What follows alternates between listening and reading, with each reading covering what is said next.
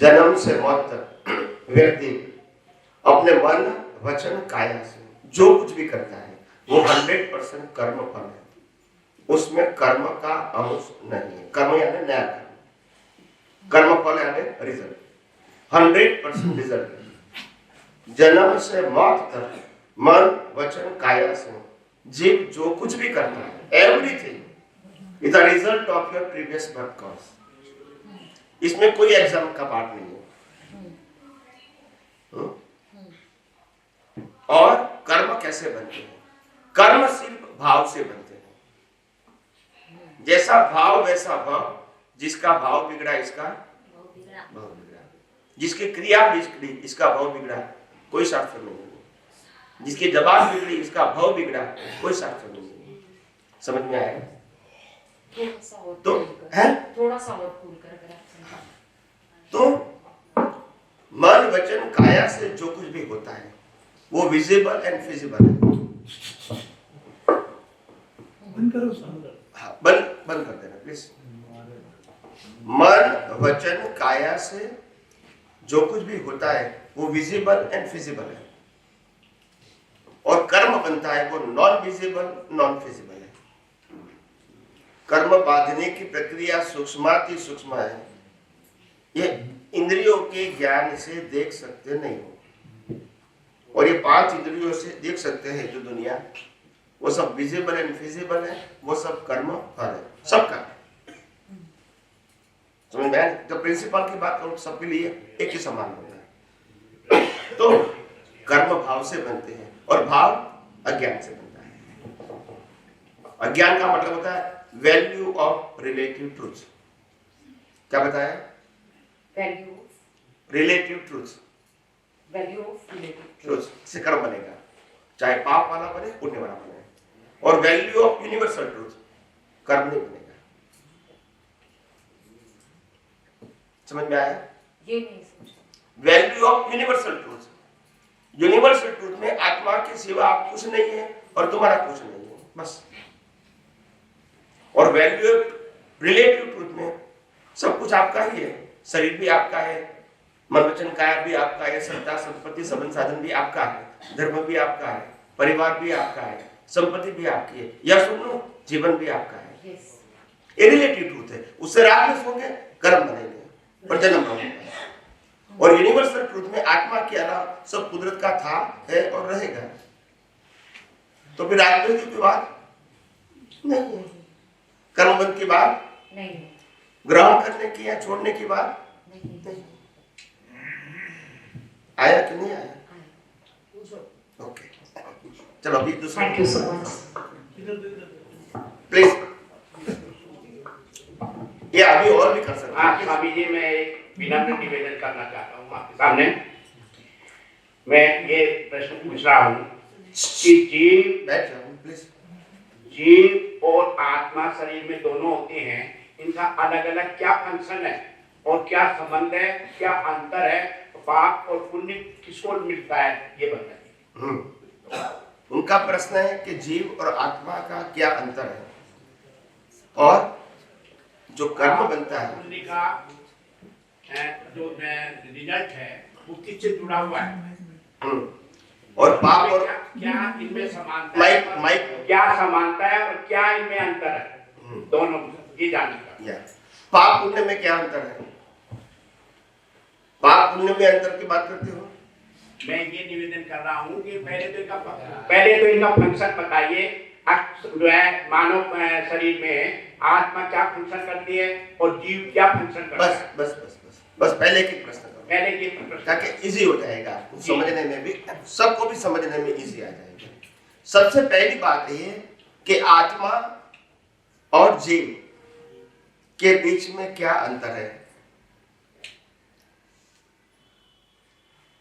जीव का 3 फंक्शन है, जन्म, जीवन, मृत्यु। क्या बोलते हैं? जन्म, जीवन, मृत्यु है, इसको जीव बोलते हैं। जीव का जन्म भी होता है, जीवन भी होता है, मृत्यु भी होता है, ये जीव है। और आत्मा का मतलब होता है शिव, जिसका जन्म, जीवन, मृत्यु नहीं है। डेफिनेशन अलग कर दिया। अच्छा, जीव हर अवतार में परिवर्तित होता है कर्म के मुताबिक। आत्मा कभी परिवर्तित नहीं होता है। स्वामी जी, जब जीव सारे कार्य कर लेता है फिर आत्मा की आवश्यकता कहाँ है? प्रश्न नंबर 2, जब जीव शरीर सब कार्य करता है तो आत्मा की आवश्यकता क्या है? बहुत अच्छा प्रश्न। आत्मा की हाजिरी के बिना कर्म बंद होता नहीं है और आत्मा की हाजिरी के बिना कर्मों की भुगतान होती नहीं है। मुर्दा न कभी कर्म बांध सकता है और मुर्दा को न कभी कर्म बंद हो सकता है। हाँ या ना? बस। तो ये आत्मा की ताकत है। बिना आत्मा की हाजिरी न कर्म बंद होता है न कर्मों की भुगतान होती है। जीव कर्म है या कर्म जीव है? हाँ, जीव कर्म है या कर्म जीव है? हाँ। बहुत उत्तम प्रश्न। कर्म के फल स्वरूप ये जीवन मिलता है। क्या बताया?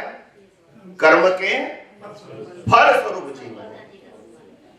जैसा कर्म करोगा वैसा आपको फल रूप जीवन मिलेगा, चाहे वो मनुष्य के रूप में है, प्राणी के रूप में है, नरकलोक के रूप में है या देवलोक के रूप में है। जैसा कर्म वैसा फल मिलेगा।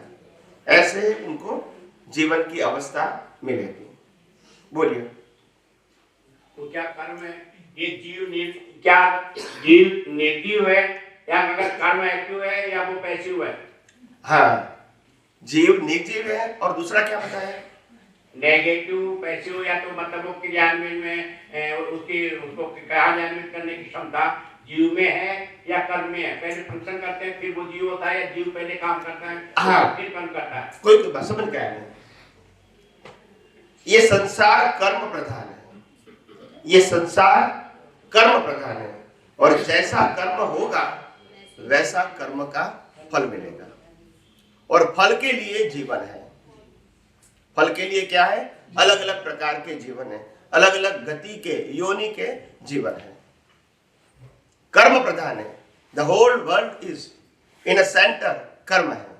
जैसा कर्म करेगा वैसा फल पाएगा। ये गीता का ज्ञान है। तो कर्म प्रधान है और कर्म प्रधान है, वहां तक घूमना ही है। कर्म प्रधान जीवन में घूमना ही है। और अगर अकर्म बन गए, यानी कर्म न बनने की अगर आपने दृष्टि प्राप्त कर लिया, जो सनातन सिद्धांतों के ऊपर आधारित, सनातन सत्य के ऊपर आधारित और कुदरत के कानून पे आधारित है, अगर ये आपने जान लिया तो कर्म बनेंगे ही नहीं, तो जन्म मरण होगे भी नहीं। फिर हमारा गति कहां होगा ये प्रश्न आएगा नहीं। मतलब जीव स्टोर है क्या जहाँ कर्म इकट्ठे होते रहते हैं और वो जीव कुछ भूमिका न या कोई फंक्शन नहीं करता, इनएक्टिव रहता है? ये जानकर क्या जीव अपने आप में बिल्कुल स्थिर रहता है और कर्म जो है चलायमान रहता है? वो कर्म है जो जीव वो कर्म में आप भी करता रहता है तो उसे वो एक्टिवेट होता है। लेकिन जीव की भूमिका क्या बिल्कुल वैसा रहता है क्या जैसे अलमारी में कोई हमने नौकर में सामान रख दिया? जैसा है कि नौकर जीव बता। ये जानकर देखो, ये विश्व कर्म प्रधान है और कर्म के माध्यम से ही जीवन मिलता है और 4 गति मिलती है। मगर 4 गति के अंदर सिर्फ मनुष्य भव में ही कर्म बांधने की क्षमता है और बाकी सब गति कर्मों की भुगतान के लिए। वह कर्म बांधने की स्वतंत्रता नहीं। मन में प्रश्न उठेगा कि आखिर मनुष्य के अलावा पशु योनि, नरगति, देवलोक भी है, वहां भी कर्मों की भुगतान है, वह कर्म क्यों नहीं बांध सकता है? क्योंकि कुदरत का एक ही कानून है, जहां कर्म बांधने की सत्ता है वहां सभी कर्म छोड़ के मुक्ति प्राप्त करने का भी पावर कुदरत ने मनुष्य भाव में दिया है। और कोई गति में से मुक्ति, देवलोक में से भी मुक्ति नहीं। जीव कर्म करता है या मन कर्म करता है? जीव कर्म करता है या मन कर्म करता है? बता। कर्म करता है भाव मन। कौन करता है? भाव। मैंने पहले भी कहा कि शरीर के अंदर कोई भी कर्म करने की स्वतंत्रता नहीं है। ये साधन कर्मों की भुगतान के लिए है और कर्म भाव से बनते हैं। तो भाव मन से कर्म बनते हैं, मन वचन काया से कर्म नहीं बनते। भाव को पैदा कौन करता है शरीर में? हाँ, किसकी प्रेजेंस से होता है? भाव को पैदा करने वाला अज्ञान है। जैसा अज्ञान वैसा भाव होगा। एक व्यक्ति दूसरे व्यक्ति को निर्दोष भी देख सकते हैं, दोषी भी देख सकते हैं। अज्ञान की कोई परिभाषा ही नहीं है। Foul is fair, fair is foul, no fair no foul. हाँ, उन्होंने कहा कि अज्ञान की कोई परिभाषा नहीं। बात सही है, अज्ञान की कोई परिभाषा होती नहीं है। अज्ञान की परिभाषा होती है आप क्या जानना चाहते हैं, क्या मानना चाहते हैं, वो आपकी परिभाषा। आप कहते हैं कि संसार की वैल्यू कोई नहीं है, दूसरा कहते हैं मेरे लिए संसार की वैल्यू है। एक कहता है मेरे को शादी करना चाहिए, एक कहता है मेरे को शादी नहीं करना चाहिए। सबकी अपनी अपनी सोच है। दादा भगवान के ज्ञान में ये बताया जाता है कि मैं निपट अज्ञानी हूँ, मैं कुछ नहीं जानता। जब आप कुछ नहीं जानते, एक तरफ आप अज्ञानी बन रहे हो और दूसरी तरफ आप ज्ञान की बात लेकर मोक्ष का बात दिखा रहे हो। इसमें इतना डिफरेंस क्यों है? हाँ, बात क्यों है? ये आपने बहुत अच्छा प्रश्न किया कि दादा भगवान ने कहा मैं कुछ जानता नहीं हूं, बराबर है, और फिर भी उन्होंने ज्ञान की बात कही थी। हाँ या ना? आप समझे ना? तो मैं कुछ जानता नहीं हूं, ये बात समझो पहले। उनका कहने का मतलब क्या है? उनका मतलब ज्ञानी पुरुषों का कहने का मतलब क्या है? मैं कुछ जानता नहीं हूं, उसका मतलब ये है ये शरीर कुछ नहीं जानता है, उसके पास कोई ज्ञान। मैंने पहले भी कहा कि नहीं, शरीर के पास ज्ञान नहीं है। शरीर तो माध्यम है ज्ञान को वहन करने का और ज्ञान को रिसीव करने का, माध्यम है। और रिसीव करने वाला कौन है? अहंकार, आत्मा नहीं, लाइव अहंकार, आत्मा की हाजिरी से। और वही अहंकार जो ज्ञान ग्रहण करता है उसका उपयोग भी करेगा तो नए कर्म बनेंगे, और अगर उसको विज्ञान प्राप्त हुआ उसका उपयोग करेंगे तो नया कर्म। बस। और स्वामी जी अगर ऐसा हो, माइक में बोलिए प्लीज, तो सबको सुनाई देना, इसीलिए प्लीज, और रिकॉर्ड भी हो जाए। सपोज ऐसा है कि बंद है।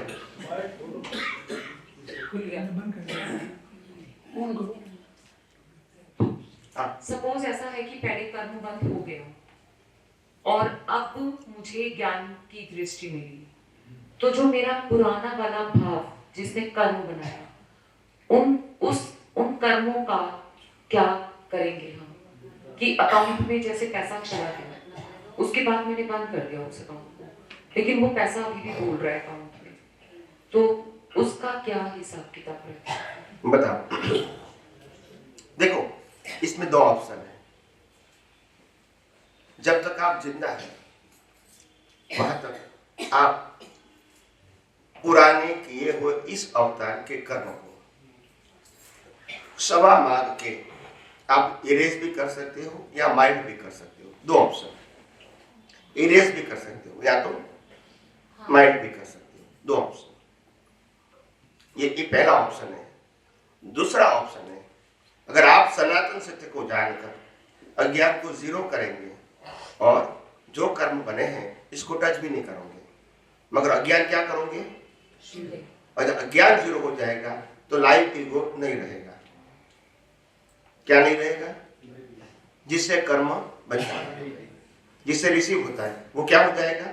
समाप्त। मगर कर्म तो बन गए, तो कर्म बन गए तो लास्ट बर्थ होगा, मगर लाइफ ईगो नहीं है तो नए कर्म नहीं बनेंगे। यही मुक्ति का मार्ग है।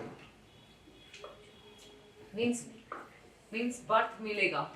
नहीं मिलेगा। आपने जो कर्म किया है तो बर्थ तो मिलेगा ना। हाँ। मगर कर्म बनाने वाला ईगो जीरो कर दिया तो नेक्स्ट बर्थ में वो जीरो नहीं रहेगा, तो नए कर्म बनेंगे नहीं बनेंगे, तो शरीर का अंत होगा। नेक्स्ट बर्थ में आत्मा कहाँ जाएगा?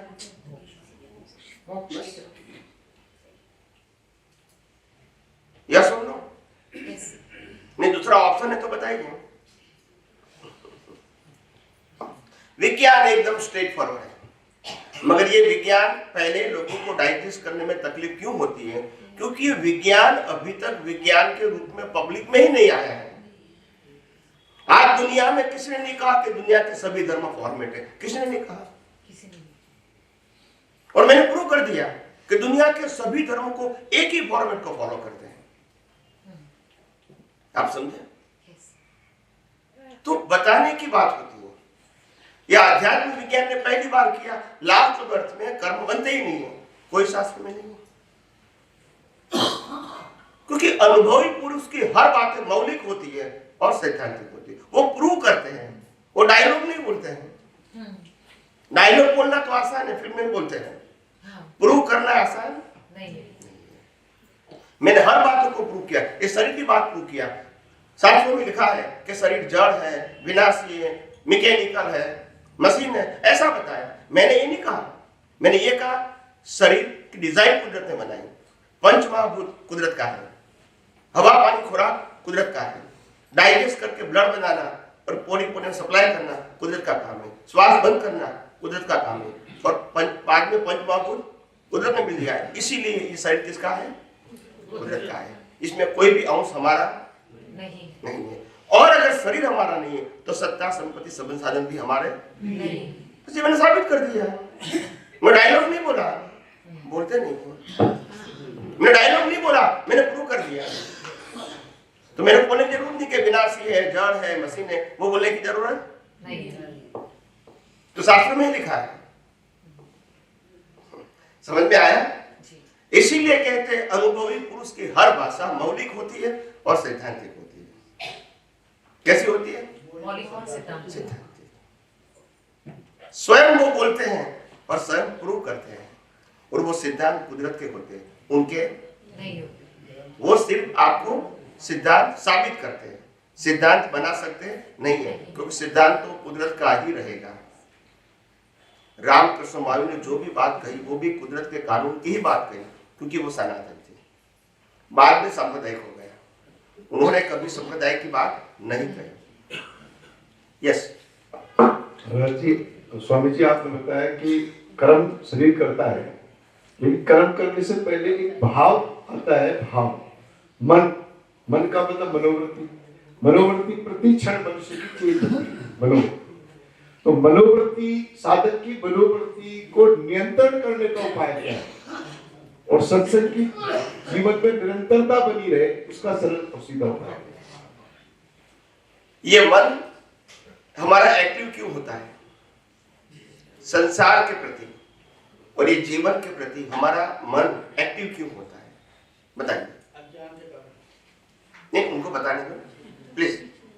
भाव के हिसाब से मनोवृत्ति भाव से चेंज होती है। मैं क्या कहता हूँ, अभी वो भाव की बात नहीं करता हूँ, वो मन की बात नहीं करता हूँ, जो मन एक्टिव है उसकी बात करता हूँ।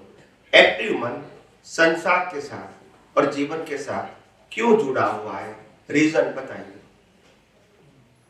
जिससे नए कर्म बनते हैं, क्यों जुड़ता है? बताइए। मनोवृत्ति के हिसाब से, भाव के हिसाब से। मनोवृत्ति आप समझे नहीं। मैं ये कहना चाहता हूं कि ये जो भाव मन है वो नया भाव करते हैं, उसकी वजह क्या है? उसकी वजह संसार को वो है कि अच्छा बुरा चाहना, आया नहीं? कामना आया नहीं? जो है वो कामना है। संसार और संसार की अवस्था को अपने चश्मे से, अज्ञान के चश्मे से देखकर वो राग-द्वेष करता है, पसंद नापसंद करता है, बराबर है, और इसीलिए कर्म बनते हैं। और अध्यात्म विज्ञान कहता है आत्मा के अलावा सब कुछ कुदरत का था, है और रहेगा। इसीलिए आत्मा के लिए, आत्मा के अलावा सब कुछ की वैल्यू क्या है? तो फिर मन कैसे बनेगा? बोलते नहीं। मनोवृत्ति प्रतिक्षण। अगर मैंने संसार की वैल्यू आत्मा के अलावा संसार की वैल्यू, जो शरीर भी आ गया, उसकी वैल्यू 0 कर दिया, तो मन कैसे बनेगा? बताइए। शून्य हो जाएगा तो बस, तो फिर कर्म नहीं बनेगा ना। यही तो मुक्ति का मार्ग है। अगर आपने दुनिया को शून्य का अनुभव कर लिया, वही आपकी पूर्ण दशा है। जो पूर्ण होता है वही दुनिया को शून्य देख दशा सकते तो हैं। स्वामी जी सिर्फ मौन में ही संभव है, मौन में ही शून्य संभव है।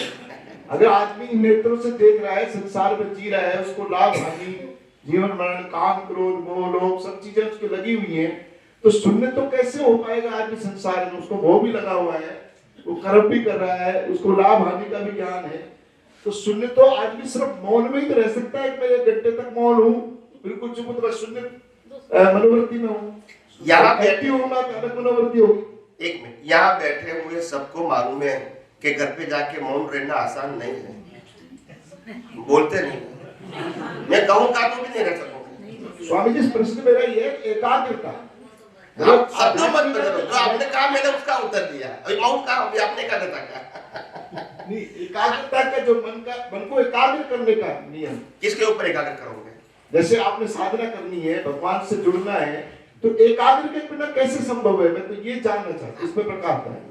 एकाग्र करने की एकाग्र समझ गया, एकाग्र करने की बात करते हो, मन को किसके ऊपर एकाग्र करना है वो बताइए आपके हिसाब से।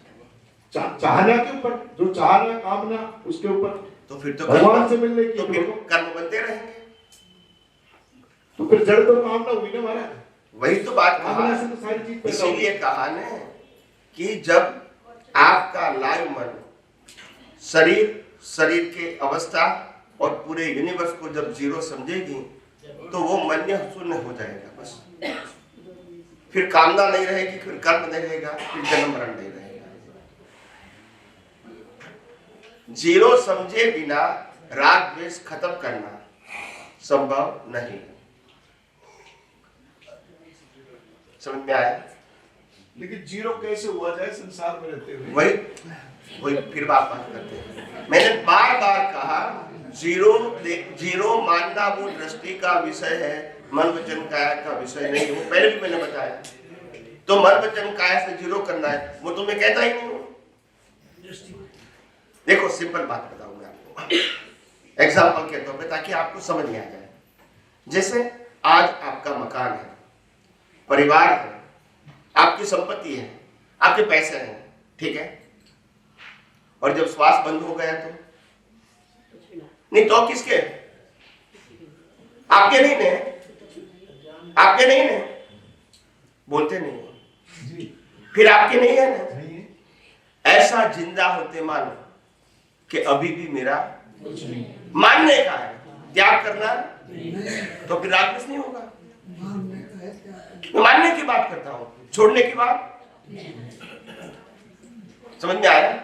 जो मरते समय होता है, जीवित हम क्यों नहीं स्वीकारेंगे? क्या हम रोज मर रहे नहीं है? हमारी मृत्यु रोज नहीं होती है? एक एक दिन खत्म नहीं होता है, दोबारा आएगा। बात एक ही है, जीते जी मरना, वही तो हुआ। मरने का मतलब त्याग नहीं करना है, अहंकार, त्याग नहीं करना, मालिक की भाव, कर्ता भाव, भोक्ता भाव, देहाध्यास छोड़ दो बस। क्रिया तो होती रहेगी, क्योंकि वो तो कुदरत के हाथ में है, हमारे हाथ में मन वचन का कुदरत का है, चलाता भी वो है, हमारी मर्जी से वो चलता नहीं है। मगर हमने उसकी वैल्यू जीरो कर दिया, तो फिर मन वाणी और काया में आनंद की बात है, शोक की बात है, दुख की बात है, सुख की बात है, हमको कोई फर्क नहीं होगा, क्योंकि हमने क्या कर दिया?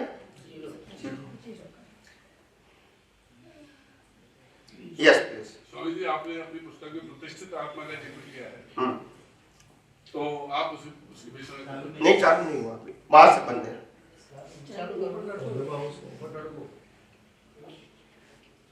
प्रतिष्ठित आत्मा का जिक्र किया है, सकते हैं जी स्वामी जी, आपने अपनी पुस्तक में प्रतिष्ठित आत्मा का जिक्र किया है। लो ये ले लो, ये भैया ये क्या बैटरी?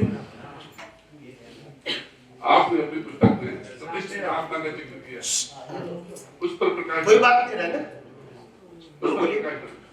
प्रतिष्ठित आत्मा, हाँ, प्रतिष्ठित आत्मा का जिक्र किया है किताब में, तो उसका आप एक्सप्लेनेशन करो, विस्तार से बताओ। ये कहना उन्होंने जीत के बारे में कहा, तो क्या वह या अहंकार के बारे में कहा, वह वही है? जिंदा अहंकार ही प्रतिष्ठा कर सकता है, मुर्दा अहंकार नहीं कर सकता है। जिंदा अहंकार ही राग कर सकता है, द्वेष कर सकता है, क्रोध मान माया लोभ कर सकता है। वही केंद्र करता है, वही केंद्र करता है। यस यस, जिंदा अहंकार। जय सच्चिदानंद स्वामी जी। जय सच्चिदानंद स्वामी जी, जैसा कई बार पढ़ा है सुना है कि जिससे मोक्ष मार्ग चले कहते हैं 3 प्रकार के मार्ग होते हैं, ज्ञान मार्ग, भक्ति मार्ग और कर्मिक मार्ग। तो उनके बारे में थोड़ा दिया, भक्ति मार्ग और ज्ञान मार्ग में क्या अंतर है, क्या है, और वो दोनों चीजें एक ही चीजें या दोनों एक मिल जाते हैं, थोड़ा सा उस बारे में बताइए। दुनिया में जो मार्ग होते हैं, ज्ञान मार्ग, भक्ति मार्ग, ज्ञान मार्ग, भक्ति मार्ग और क्रिया का मार्ग, 3, ठीक है।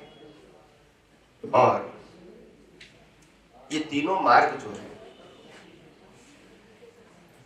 वो मार्ग संसार के लिए है। किसके लिए? ज्ञान, क्रिया और भक्ति।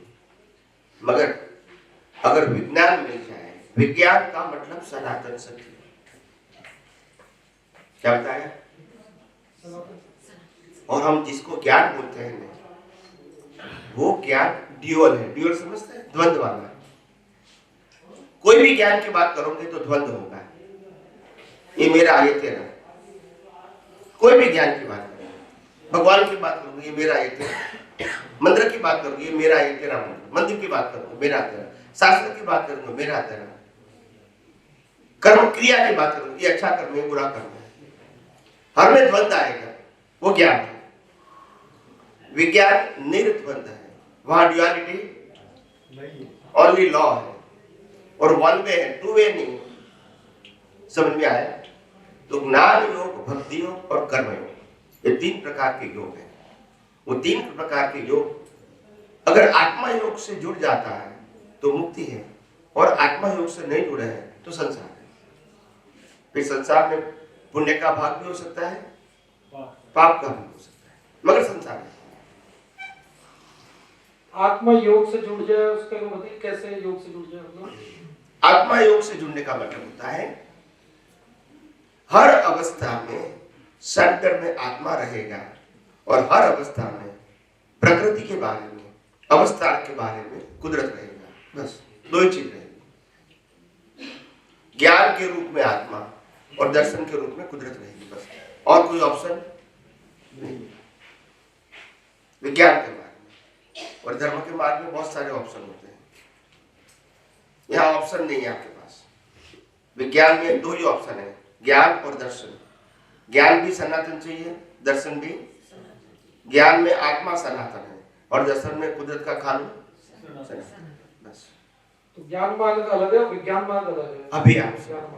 अभी तक हमने ज्ञान ज्ञान ज्ञान तो सुना है, बहुत सुना है, हर धर्म में लिखा है, मगर ये ज्ञान और विज्ञान की समझ नहीं होने के नाते लोग कंफ्यूज हो गए और ज्ञान से प्रभावित हो गए। क्या हो गए?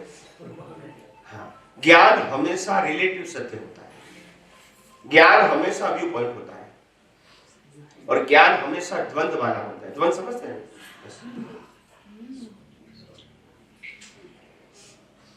कोई भी ज्ञान की बात करो, सत्य बोलना चाहिए, ज्ञान नहीं है। चोरी नहीं करना चाहिए, ज्ञान नहीं है। मंदिर में जाना चाहिए, ज्ञान नहीं है। पूजा करना चाहिए, आरती करना चाहिए, ज्ञान नहीं है। ये ज्ञान है। इसके ऑपोजिट में ज्ञान है। मंदिर में जाना, कौन सा मंदिर? ये नहीं है मंदिर में जाना। पूजा किस करना है, इसकी नहीं, इसके करना है। सब द्वंद है, और इसलिए पीपल आर कंफ्यूज। उनके पास कोई सॉल्यूशन। जब सनातन सत्य की बात आएगी तो द्वंद है ही नहीं, तो फिर इसीलिए सभी द्वंद्वों को, इसीलिए यह अध्यात्म विज्ञान सभी पजल को डिसॉल्व करता है। क्या बताया? सभी पजल को डिसॉल्व करता है। और ज्ञान और धर्म और सामाजिक जीवन जो हमारा है, उसकी जो मान्यता है, उनके साथ जो पजल है वो हमको डिसॉल्व कर देते हैं, क्योंकि हमारे पास सॉल्यूशन है। और विज्ञान पजल को ही डिसॉल्व कर देता है। क्यों? क्योंकि वैल्यू क्या करता है, तो पजल कैसे रहेगा? वैल्यू करेंगे तो पजल रहेगा ना। ज्ञान की जो है वो फॉर्मेट है, फॉर्मेट है। फॉर्मेट तो है, हर धर्मों में ज्ञान नहीं है, हर धर्मों में ज्ञान है कि नहीं? वो सनातन या फॉर्मेट है बस। एक क्वेश्चन ये है कि जैसे आपने बताया दृष्टि के हिसाब से, तो आपने बताया कि विज्ञान का रखना है, दृष्टि रखनी है, लेकिन कुछ शरीर के लिए कहते हैं योग करना है, स्वास्थ्य के जरूरी है, स्वास्थ्य के लिए योग वगैरह करना है, तो वो भी करना चाहिए। अब उसमें तो कुछ दृष्टि का है नहीं, या पहले का लिखा है वो देखना चाहिए, या किस तरह उसको देखना उसको? जैसे आपने क्रिया और कर्म के बारे में बता दी कि क्रिया हुई क्या हुआ। देखो शरीर के लिए क्या करना क्या न करना वो संजोग के ऊपर आधारित है और क्षमता के ऊपर आधारित है। संजोग और क्षमता, कई बार क्षमता होती है संजोग नहीं होता है, कई बार संजोग होता है क्षमता नहीं होती है। आप समझे? ये डिपेंड है, हमारे हाथ में नहीं है। आज यहाँ बैठे हुए सभी लोगों को मालूम है कि योगा करना चाहिए, ज्ञान नहीं है, मगर करेंगे नहीं, बोलते नहीं बस। तो मतलब क्या है? ज्ञान तो है। तो यूं कहते हैं योगा से होते हुए ध्यान, धारणा, समाधि होते हुए मोक्ष पे जाते हैं, उसका क्या मतलब है? वो अष्टांग योग बताया, अष्टांग योग, अष्टांग योग ये एक प्रक्रिया है, आध्यात्मिक पुरुषों ने अपने जीवन में खुद जीकर बताया अष्टांग योग, और लास्ट में आता है आत्मयोग। एक प्रक्रिया है, उसमें शरीर को, अष्टांग योग में शरीर को साधन मानना है, शरीर को मैं नहीं मानना है, नहीं तो योग नहीं कर सकते। आप समझे? एकांत में हजारों घंटा बैठना आंखें बंद करके, भय सताएगा आपको, आप समझे? भाई योग है, इससे आपको प्राप्त करना है, ठंडी गर्मी बारिश में बैठना है, तितिक्षा को प्राप्त करना है, यानी शरीर को साधन मानना है, तभी सिद्धि प्राप्त होती है। और अगर आत्मयोग मिल गया तो मुक्ति प्राप्त होती है, तो सिद्धि प्राप्त होती है। अष्टांग योग से सिद्धि प्राप्त होती है। अष्टांग योग से धीरे धीरे जैसे धारणा, ध्यान, समाधि हो जाता है, तो वो ध्यान वगैरह वो उसका क्या है? अलग अलग ग्रेड की, अलग अलग ग्रेड की स्टेबिलिटी, स्थिरता होती है तो सिद्धि प्राप्त होती है। सिद्ध का मतलब कोई दुनिया की शक्ति जो आम लोग नहीं जानते, वो शक्ति। तो मोक्ष भी हो सकता है उससे? नहीं, उसे ऊपर जाना पड़ेगा, पास। ये साधन मानने की प्रक्रिया है, और जब साधन की वैल्यू आपने 0 कर दिया वो आत्मयोग है। अज्ञानी लोग साधन की वैल्यू करते हैं, ज्ञानी लोग साधन को साधन समझ के उपयोग करते हैं, और विज्ञानी लोग साधन की वैल्यू 0 कर देते हैं। यानी मेरे को बार बार जन्म मरण चाहिए, वो मांगते हैं नहीं। और सामाजिक और धार्मिक लोग तो मांगते रहेंगे कि मेरे को चाहिए अभी नेक्स्ट बर्थ, ऐसा चाहिए, ऐसा चाहिए, ऐसा चाहिए। यस, तो अध्यात्म विज्ञान में तो हमको जन्म मरण नहीं चाहिए, वो एक सब्जेक्ट है, और अगर जन्म मरण मिलेगा वो हमारी गलती का परिणाम है, हमारी चॉइस नहीं है, गलती हो गई कि हमने जिस अवस्था को शून्य नहीं माना, कुदरत रचना नहीं देखा, तो कर्म बन गया पाप और पुण्य का, और इससे मेरे को ये भुगतान है। तो पाप पुण्य मेरी चॉइस नहीं थी, गलती से हो गया। और अज्ञानी लोग पाप पुण्य जानबूझ के करते हैं कि मेरे को सुख चाहिए, संपत्ति चाहिए, साधन चाहिए, इसलिए भगवान की भक्ति करता हूँ, पूजा करता हूँ, आरती करता हूँ, तप करता हूँ, जप करता हूँ। Now you understand? यहाँ कर्म बनना आध्यात्म में गलती से हो गया, और यहाँ जानबूझ के कर्म बनाया जाता है, पुण्य का कर्म। समझ में आया? गलती हो गया, ज्ञान हो गया, उसको सही करने के लिए करेक्शन किया जा सकता है, कैसे कर सकते हैं? यही नेक्स्ट बर्थ में कर सकते हैं। जैसे मान लो कुदरत इतना नहीं देखी, और बाद में भी देख सकते हैं, प्रसन्न होने के बाद भी आप देख सकते हैं। पूरी लाइफ में कभी भी कोई भी प्रसंग जब याद आ जाए, पुराने 30, 40, 50, 60 साल पहले का भी कोई प्रसंग याद आ जाए, तो आप उसको कुदरती रचना देख सकते हैं।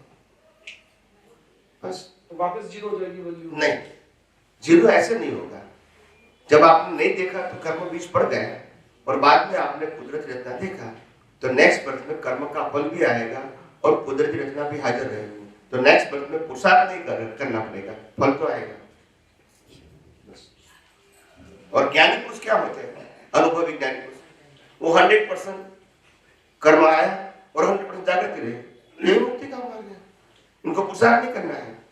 जैसे लास्ट बर्थ में कर्म बंद नहीं होते हैं, जीवन तो है ना, मगर कर्म बंद, क्योंकि 100% जागृति। समझ में आया? आपकी 10% है तो 10% कर्म नहीं बनेंगे नेक्स्ट बर्थ में, 90% के लिए पुरुषार्थ करना पड़ेगा। स्वामी जी, अभी जो आपने समझाया कर्म के बारे में, ज्ञान के बारे में, तो मैं ये समझूं कि हम निष्काम कर्म करें, संक्षेप में एक शब्द में कर्म करें, निष्काम कर्म करें, दूसरे द्वंद्वातीत रहे। निष्काम कर्म करे मतलब क्या? पहले आप मीनिंग बोलो। भावना निष्काम करके रहे उसमें। निष्काम कर्म करे भले बोलते हैं जी, मगर निष्काम कर्म बोले भले आप बोलोगे, मगर निष्काम कर्म का मतलब जो कुछ मन वचन काया से हो रहा है उसमें मैं कोई डिमांड नहीं करूं कि ऐसा होना चाहिए, ऐसा नहीं होना चाहिए, ये दोनों ओपिनियन नहीं होने चाहिए, बस। और ये दूसरा राग द्वेष से की बजाय वो वीतराग हो। अब वही निष्काम कर्म वितराग बनाने की प्रक्रिया है। जब आपकी चॉइस ही नहीं है तो फिर राग द्वेष कैसे होंगे? चॉइस होंगे तो राग द्वेष होंगे ना। ये अलग अलग नाम है, वितराग बनना है, निष्काम कर्म, प्रेक्षा ध्यान, प्रेक्षा बोलते हैं, साक्षी भाव बोलते हैं, ये सब श्रेणी छोटी छोटी बातें हैं।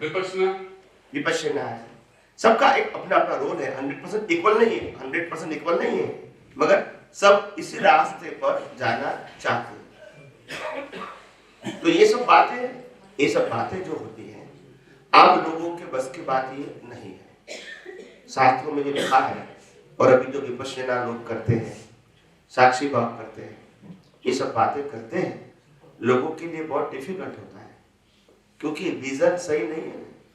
जब तक विज्ञान यानी सनातन सत्य यानी कुदरत का कानून अगर समझ में नहीं आता है, वहां तक साक्षी प्रेक्षा ध्यान रखना, विपश्यना करना आसान नहीं है।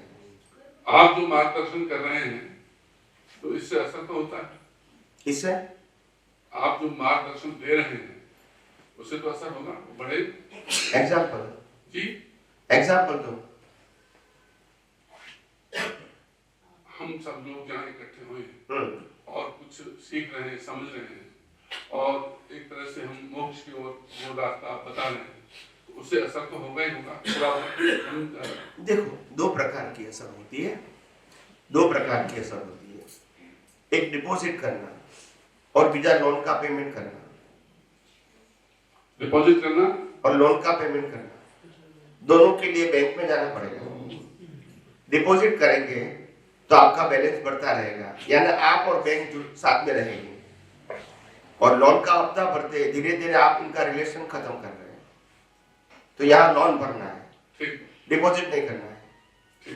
पहले लोन भरना है। हाँ, अज्ञान को खत्म करो, वो लोन है। रिलेटिव सत्य का ज्ञान वो लोन है, इसको जीरो कर दो तो सनातन सत्य तो है।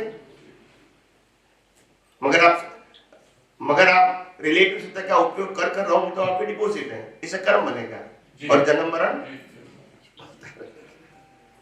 तो बात काफी सिंपल है, जागृति की जरूरत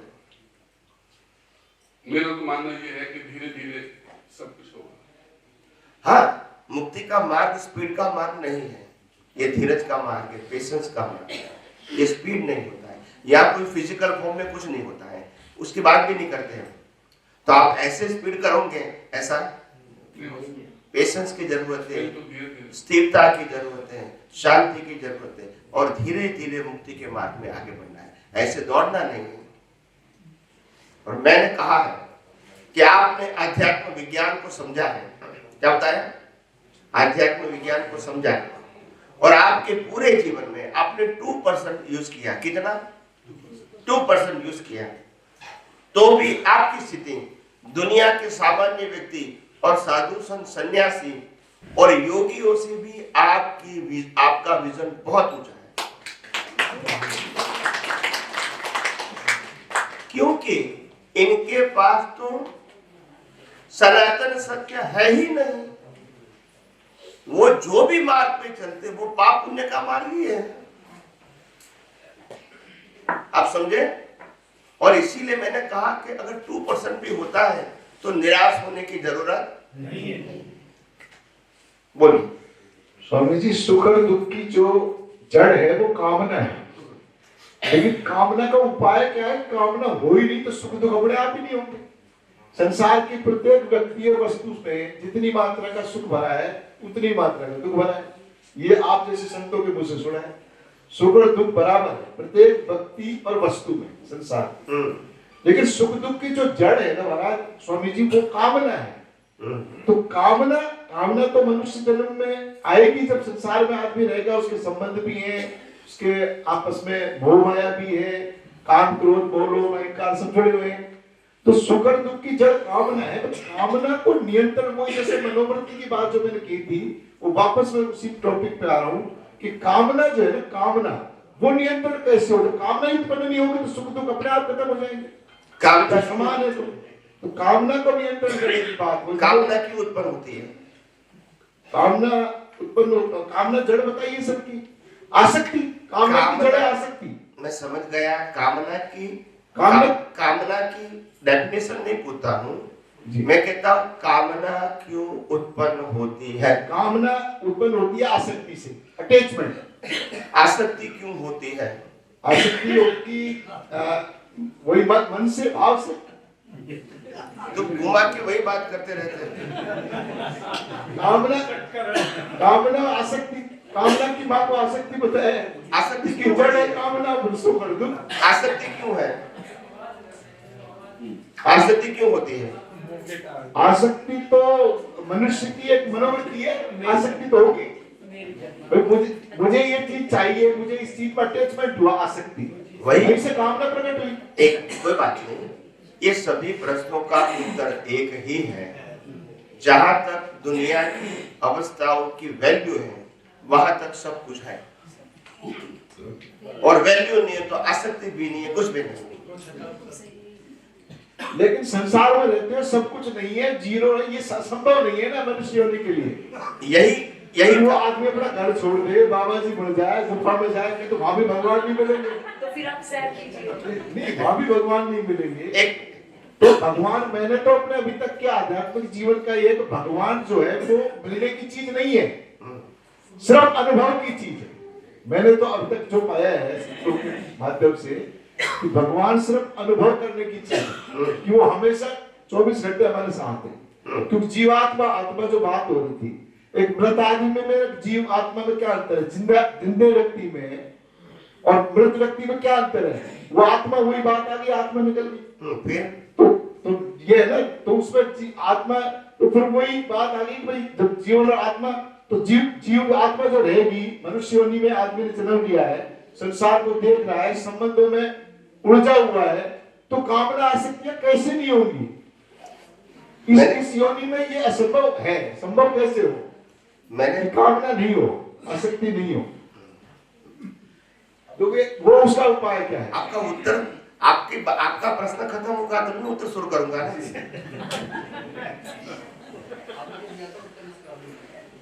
मैंने 5 बार ट्राई किया उत्तर देना, मगर आप चालू रखते हैं। प्रश्न होता है 1, 2 या 3 लिटी का होता है। हम स्कूल में कॉलेज में पढ़े हैं, एम आई राइट और रॉन्ग? कितना लेंथ होता है उनकी? 2-3 क्वेश्चंस, 2-3 सेंटेंस। यस। और ये तो बोलते रहते हैं, तो प्रश्न कहेंगे। प्रश्न तो वही कामना और मनोवृत्ति से है। तो वही मैं कहता हूँ, आप खत्म कर दो ना कि मेरा कामना और मनोवृत्ति की बात है, तो वो कैसे खत्म होगा? पक्का प्रश्न खत्म हो गया। फिर समझाना तो मेरा काम है ना, आप समझे? इसीलिए मैंने कहा कि कामना कहो, मनोवृत्ति कहो, जो भी कहो, सबकी जड़ है अज्ञानता, और अज्ञानता की जड़ है वैल्यू। और उसको समझाने की मैंने कोशिश किया कि आत्मा के अलावा सब कुछ कुदरत का था, है और रहेगा। आज नहीं तो लाख अवतार के बाद भी मानना पड़ेगा। और कुदरत का है वो मैंने साबित कर दिया है। अभी आपको तो मानना है। और मैंने त्याग की बात तो कही नहीं कि घर छोड़ना, परिवार छोड़ना, सब कुछ, वो मैंने कभी कहा नहीं। छोड़ने की तो बात मैं करता नहीं। मैंने कहा दृष्टि में वैल्यू जीरो करो, दृष्टि में कुदरत का है वो मानो, खत्म हो गई बात। इसमें मेरे को क्या करना है क्या नहीं करना है वो सब्जेक्ट आता नहीं है। जब मैंने जीरो कर दिया वैल्यू, तो फिर कुछ भी करूं क्या मतलब है? वैल्यू ही जीरो है तो फिर अच्छा करूं तो भी जीरो, बुरा करूं तो भी जीरो, कुछ पाऊंगा तो भी जीरो, कुछ खोऊंगा तो भी, जन्म है तो भी जीरो, मृत्यु है तो भी जीरो। फिर आत्मा कहाँ रहेगा? आसक्ति कहाँ रहेगी? तो ये प्रारब्ध का जो संचय होता है स्वामी जी, प्रारब्धों का संचय तो अपन मनुष्य योनि में उसका करते हैं, कर्मों का फल प्रारब्ध जो है उसका संचय। लेकिन इस मनुष्य योनि में प्रारब्ध जो पूर्व जन्म के प्रारब्ध है उनको आप कष्ट भोग के रूप में भोग रहे हो या अच्छे के रूप में भोग रहे हो, फिर जो कष्ट के रूप में भोग रहे हैं वो उस प्रारब्ध को कैसे कम कर सकते हैं? प्रारब्ध को कम करने की बात ही नहीं है ना। प्रारब्ध तो रामकृष्ण महावीर को भी था, नहीं था? इसमें कम करने की बात कहाँ है? इसमें कम करने की कर्मों से प्रारब्ध कम हो जाते हैं, ऐसा है क्या? अच्छे कर्म किए जाए तो पूर्व प्रारब्ध भी कम हो जाए। ये आपने जो भी बात कहीं से भी पढ़ी है या सुनी है वो गोल गोल बात है। क्या है? गोल। प्रारब्ध का मतलब होता है जो संजोग भुगतान के लिए आया है, इसको प्रारब्ध बोलते हैं। उसको रामकृष्ण महावीर भी बदल सकते हैं? नहीं। प्रारब्ध का मतलब ही है, प्रारब्ध की डेफिनेशन क्या है? जो फल देने के लिए सन्मुख है वो प्रारब्ध है। नहीं कहते तुम्हारे प्रारब्ध में ये लिखा है, आप समझे? पूर्व जन्म के कर्मों का संचय तो प्रारब्ध है। पूर्व वो प्रारब्ध नहीं है, वो संचित कर्म होते हैं। और जब वो रूपक में आते हैं तो प्रारब्ध बोलते हैं। संचित का मतलब स्टॉक, प्रारब्ध का मतलब फल मिलना। आप यहाँ बैठे हैं वो प्रारब्ध है, आप समझे? और 1 महीने पहले पूछेंगे तो आपके संचित कर्म, आप आए वो प्रारब्ध है। उससे पहले वो स्टॉक में था, स्टॉक में समझ में आ गया? स्टॉक का मतलब संचित कर्म। अभी ये फल आया तो फल को प्रारब्ध बोलते हैं और फल के स्टॉक को संचित बोलते। संचित यानी जहां संग्रह किया है वो। ये सब परिभाषा नहीं मालूम है तो क्या करूं मैं? ये प्राइमरी लेवल तो आपको जानना चाहिए हर बात को। बोलिए शशिकांत, पंखो क्या?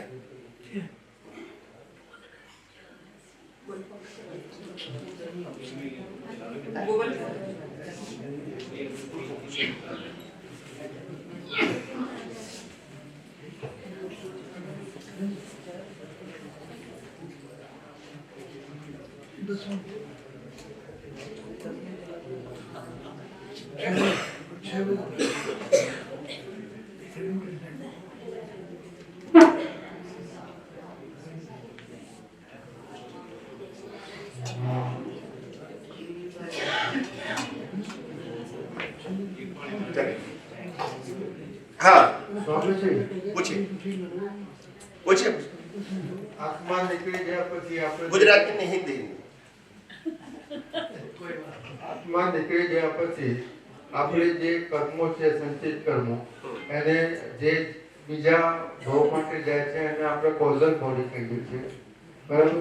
હવે સ્પીચ અને એક્શન જે નેચરમાં જાય છે એને આપણે કઈ રીતે કહીએ? એનો एक कॉजल बॉडी, वो एक को कॉजल बॉडी कहते हैं। તો પછી આ જે સંચિત કર્મો છે એ संचित कर्म ही कॉजल बॉडी है। તો સ્પીચ वो जब रूपक में आए तो उसको प्रारब्ध कहेंगे। नहीं, એટલે કોઝલ બોડી એટલે તો સ્પીચ અને એક્શન બી એક કોઝલ બોડી જ ગણાય हैं? જે આપણી કર્મ બાકી વખતે જે સ્પીચ અને એક્શન નેચરમાં જાય છે એ આત્મા નીકળી ગયા પછી એ કોઝલ બોડી જ ગણાય। आत्मा निकल जाने के बाद जो कर्म रहते हैं स्पीच और एक्शन का, इसको कॉजल बॉडी कहते हैं। वो कॉजल बॉडी कुदरत के क्लाउड में जाती है और कुदरत इफेक्ट बॉडी देते हैं, और इफेक्ट बॉडी में जो कर्म होते हैं संचित, इसको स्टेप बाय स्टेप देते हैं, इसको प्रारब्ध बोलते हैं। अभी कौन सी बात आपको समझ में नहीं आई वो बताइए। मैंने प्रोसेस बता दिया, बराबर है। और जो कर्म जो मिश्रसा के रूप में होते हो, मिश्रसा जब कर्म बनते हैं तो मिश्रसा है। आप समझे, 3 प्रकार के कर्म की कैटेगरीज है, मिश्रसा, विश्लसा और प्रयोग। तो जब प्रयोग होता है कर्म बांधने की प्रक्रिया, वो प्रयोगसा में कर्म बनने की प्रक्रिया होती है। बनने के बाद मिश्रसा होता है, और जब रिजल्ट आता है तब विश्रसा होता है। नहीं तो कॉजल बॉडी में मिश्रसा के रूप में जाते होंगे। मिश्रसा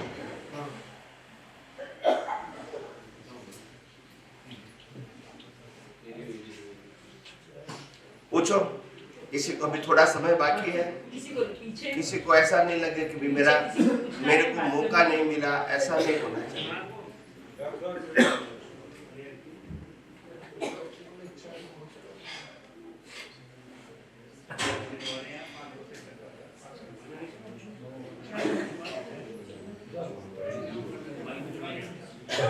हेलो,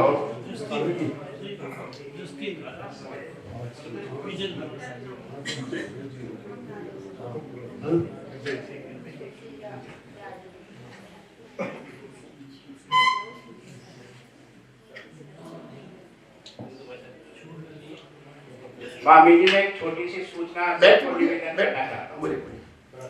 बैठ के बोलिए। हाँ? 2 सूचनाएं हैं और सब में दादाजी की कृपा का ही मतलब वो है, आप लोगों की दुआ है। तो पहले सूचना तो ये है, दादाजी के ऊपर लगभग 40 कविताओं का एक नया संकलन अभी छपा है, लेटेस्ट मेरे पास है। तो दादाजी की कृपा से, मुझे क्या पता है, मुझे नहीं पता मैंने क्या लिखा है, लेकिन दादाजी की कृपा से ही जो इसमें जो कुछ लिखा है वो 2 दिन में इस पुस्तक को लिखा है। इसमें लगभग 40 कविताएं हैं और लगभग अक्रम ज्ञान की सारी चीजें इसमें बहुत शॉर्ट में कविता के रूप में है। अब ये चूंकि पुस्तकें मेरे पास सीमित है, सिर्फ 20 लाया हूं मैं, जो मैं यही आपसे प्रार्थना करूंगा, इसको अन्यथा न लें। जो भारतीय लोग हों या जो उत्सुक हो पढ़ें, वो मुझसे एक प्रति ले जाए और कृपा इतनी करे, दूसरा कोई पढ़ने के लिए उत्सुक है तो पढ़ करके उनको आपस में आदान प्रदान करते रहें। दूसरी सूचना ये है कि आप सब लोग के भाई बहनों के आशीर्वाद से और कन्नू दादाजी की कृपा से मेरा 19 तारीख को किरदार ए जिंदगी नाम से 133वां एक एपिसोड मेरा प्रसारित हुआ, टेलीकास्ट इंडिया पूरे वर्ल्ड लेवल पर। उसका नाम है, अभी बोला था ना,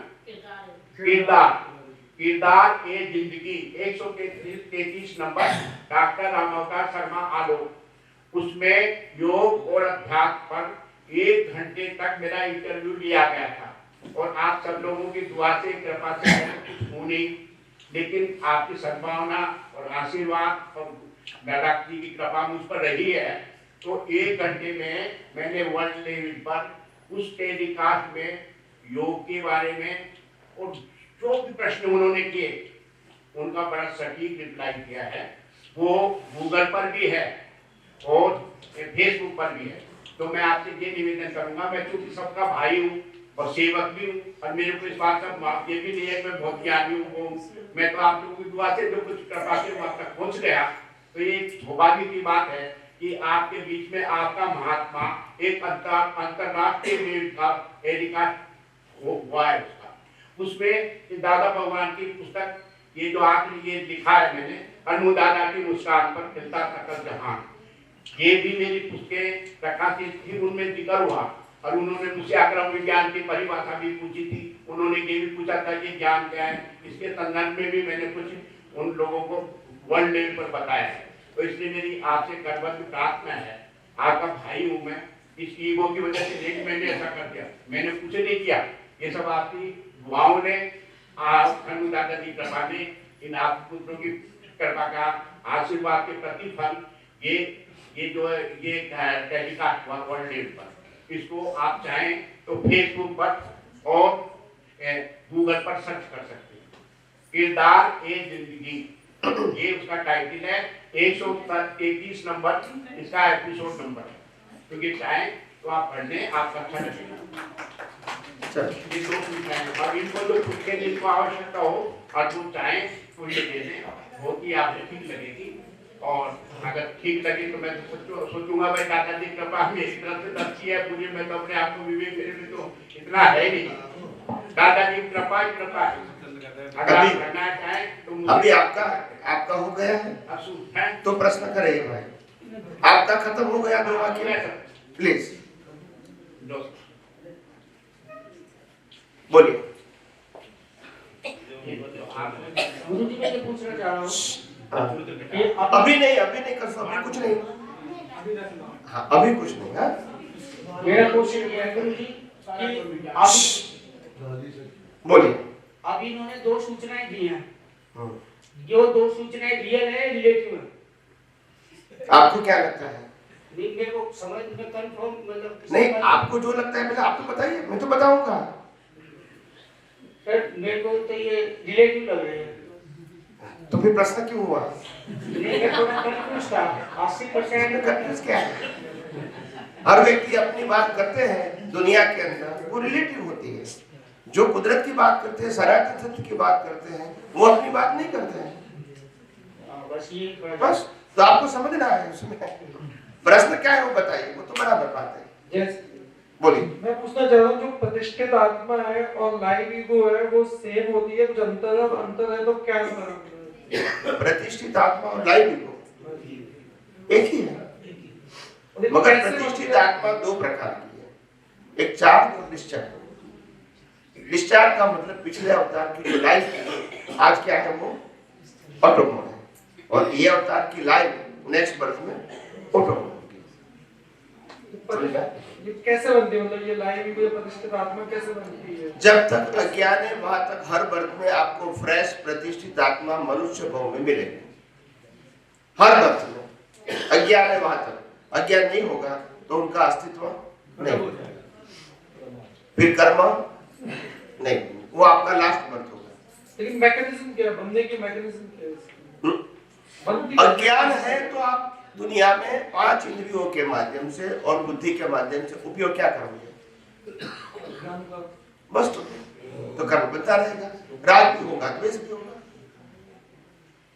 मालिकी बन भी होगा, कर्ता भाव होगा, भुक्ता भाव होगा, देहाध्यास भी होगा, और कर्म बनते रहेंगे। सिंपल बात है। मोह को कैसे निकाला जा सकता है? मोह को खत्म करने के लिए भी ज्ञान का उपयोग करनी है। मोह को खत्म करने के लिए ही तो मैंने ज्ञान दिया। इस दुनिया में सुख दुख जैसी कोई चीज है ही नहीं, सुख भी नहीं है और नहीं है। वो सुख दुख दोनों आपकी मान्यता के ऊपर आधारित है। एक को शादी करना सुख है और दूसरे को, एक को बच्चे नहीं होना वो दुख है, दूसरे को है उसका, एक के पढ़ा लिखा है वो दुख है, जॉब नहीं मिलती है, और दूसरा अनपढ़ है तो भी दुखी है। सबकी अपनी अपनी वो कोई सनातन सत्य है। इस दुनिया में सुख और दुख जैसी कोई चीज नहीं है, मगर कर्मों की भुगतान रामकृष्ण महावीर को भी कंपलसरी थी, और भुगतान को टाइटल लगाना ये आपकी बिलीफ है। भुगतान को टाइटल लगाना ये आपकी बिलीफ है। राम को वनवास हुआ 14 साल का, पांडवों को वनवास हुआ 12 साल का, और महावीर को वनवास हुआ 42 साल का। उनको दुख नहीं लगा, और आपको एक दिन घर से निकाल देंगे दुख लगेगा, तो ये तो आपका ओपिनियन है। तो सुख दुख हकीकत नहीं है, मान्यता है, मगर कर्मों के भुगतान कंपल्सरी। जो बीज बोया है फल आके ही रहेगा, मगर फल आते समय हम कुदरती रचना देखेंगे तो नया बीज, और नहीं देखेंगे तो नया बीज। तो ये ऑप्शन है। इसमें गलत सही बोलने की जरूरत। जो लोग प्रकृति में करेक्शन करते हैं, जो लोग प्रकृति में करेक्शन करने की बात करते हैं, वो सब संसारी है। क्या बताया? जो लोग मन वचन काया रूपी प्रकृति में करेक्शन की बात करते हैं, सुधार की बात करते हैं, वो सब संसारी हैं। जो लोग मन वचन काया से मुक्त रहने की बात करते हैं, वो आध्यात्म है। समझ में आ गया? मैंने डेफिनेशन बता दिया बस। मोह के बारे में बताइए, मोह क्या होता है? वही तो मोह है ना, संसार में सुख है, वही तो मोह है ही नहीं, मानते हैं, यही तो बात है। सुख भी नहीं है, दुख भी नहीं है। आत्मा के अलावा संसार में कोई भी जगह सुख मानना, सुख अनुभव करना और सुख मांगना, यही मोह है। आप समझे? संसार में सुख है नहीं और संसार में कोई भी अवस्था न मेरी थी, न मेरी है और न मेरे पास रहेगी। पूरा संसार का मालिक ही कुदरत है, संचालक भी कुदरत है और फाइनल में कुदरत के पास ही रहेगा। तुम मानो या न मानो, ये सनातन सत्य एक दिन 100% मानना पड़ेगा, तभी कुदरत आपको इस दुनिया से मुक्त करेगा, नहीं तो मुक्त। जहां तक दुनिया की कोई भी चीज व्यक्ति के ऊपर आपका अधिकार है, वहां तक भटकना पड़ेगा, क्योंकि कोई भी साधन और व्यक्ति हमारी हो सकती नहीं। समझ में आया? मन मानते हैं तो फिर भुगतान करें। और अगर आपने सभी अवस्थाओं को कुदरती रचना देखा तो कुदरत आपको मुक्त कर देगी। बस कुदरत की है और आपने स्वीकार कर लिया तो फिर मिस्टेक। जैसे ये मोबाइल है, अभी समय हो गया, 6 बजे पूरा हो गया। जैसे ये मोबाइल है, ठीक है, और मोबाइल का मैं मालिक हूं, आप मालिक है मोबाइल का, और ये मोबाइल आपने नीचे रखा है, कोई व्यक्ति धीरे से उसको लेके पॉकेट में रख देता है, आपने देख लिया, क्या होगा? क्यों? अपना मानो मेरा हाँ। और अगर आपका नहीं है तो समझ में आ गया? समझ में आ गया? इस दुनिया में कोई भी चीज मेरी है तो राजवेश होगा, मेरी नहीं है। शरीर मेरा नहीं है, मोबाइल तो मेरा है, बराबर।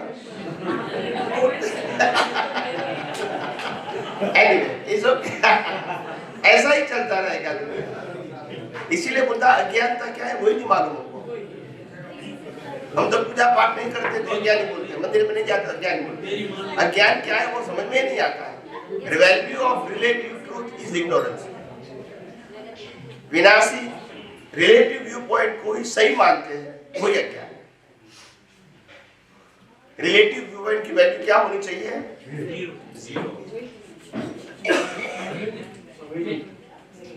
क्या हुआ? समय हो गया। जी जय सच्चिदानंद। हाँ, कौन है? स्वामी उनको पूछ लेते। हाँ बोलिए। जय सच्चिदानंद। Last question. हाँ जी, जो चाय वाला भाग है उसमें जो ज्ञान दर्शन का उपयोग लाइव वो करता है दृष्टि से, तभी मन बुद्धि चित्त का कोई रोल होता नहीं, ऐसा मेरा मानना है। ठीक है? चार्ज वाले भाग में जब ज्ञान दर्शन का उपयोग दृष्टि का उपयोग नारी वो करता है, तब मन बुद्धि चित्त अहंकार का कोई मन बुद्धि का रोल होता नहीं। मन बुद्धि चित्त अहंकार नहीं, चित्त मन बुद्धि चित्त अहंकार का रोल होता है। तो अहंकार तो है ना, उसका रोल है। तो मन बुद्धि कैसे काम करेंगी अहंकार के बिना? ज्ञान दर्शन का दृष्टि का उपयोग करता है नारी वो। यही तो मैंने बताया कि मन बुद्धि चित्त अहंकार वो कर्म बांधने का क्या है? प्रोसीजर है। प्रोसेसर समझते हैं, जिसमें प्रक्रिया होती है। मन बुद्धि चित्त अहंकार से कर्म का लेंथ और स्ट्रेंथ बनता है, समझ में आया? और ज्ञान दर्शन का रोल है इसकी वैल्यू करना या न करना। प्रोसीजर इसमें ही होगी, हर कर्म के प्रोसीजर में मन बुद्धि चित्त अहंकार काम करता रहेगा, बाद में स्पीच और एक्शन के बीच पड़ेगा। समझ में आया? हाँ? तो ऐसे ही प्रक्रिया है हर कर्म में।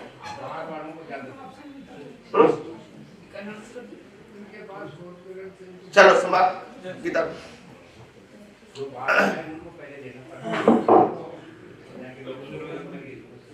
प्रभु जी हमारे बीच अभी 3 दिन और हैं। चलते फिरते भगवंत परमात्मा अहोभाग्य हमारा अलवर की धरा पर है। इनसे हम दृष्टि प्राप्त करके सहज और सरल मुक्ति का मार्ग हमने अच्छे से समझ लिया और इसको परिपक्व करने के लिए कल डायवर्सिटी पार्क से पहले प्रतापगंज पर दादा भगवान का मंदिर है, वहाँ 10 बजे सत्संग का आयोजन, प्रश्नोत्तरी कार्यक्रम का आयोजन रहेगा और साढ़े 3 बजे मनुमार्ग पेट्रोल पंप के पास जेकेडी की बिल्डिंग है, जुनेजा हॉस्पिटल जो नया बना है उसके बाजू में, उसमें कल का प्रश्नोत्तरी कार्यक्रम का आयोजन रहेगा। और परसों शालीमार में 10 से 12 और 3 से 5 रहेगा, त्रिदेव मंदिर गेट नंबर 12 पर। फिर आप सभी को अच्छा लगा होगा, आपके सबके जो भाव है व्यक्त कर रहे हैं कि हमें राइट विजन मिला है। प्रभु बहुत मुश्किल से हमें समय दे पाते हैं, देश विदेश के लोग इन्हें छोड़ते नहीं है और कितनी मिन्नतों के बाद ये हमें 1 वर्ष में 1 बार समय दे पाते हैं। तो मैं तो सबसे यही कहूंगी कि लाभ ले और अन्य सबको भी इस मोक्ष का और मुक्ति का मार्ग का रास्ता आप अपने आधार से बताएं। जय सच्चिदानंद। 24 तारीख का सत्संग हम लोगों का बाहर आउटिंग रहेगी, जो बाहर से महात्मा पधारे हैं, लेकिन फिर भी यदि हमारा रहेगा तो कुछ हमारे पास डॉक्टर हितेन पटेल जो अहमदाबाद से हैं हमारे बीच उपस्थित है, उनका अनुभव, ज्ञान, दृष्टि और उनके समझाने का तरीका उनका भी काफी हाई लेवल है।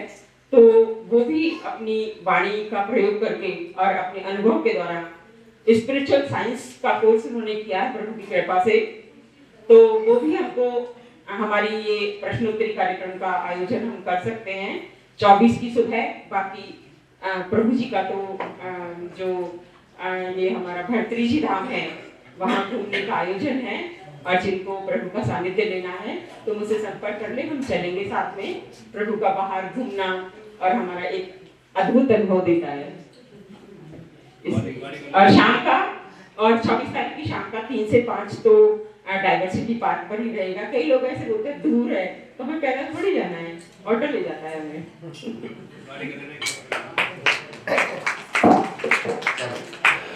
जय सच्चिदानंद। अभी लास्ट में हम प्रार्थना बुलाते हैं अंतर्यामी परमात्मा से, बाद में समाप्ति करते हैं।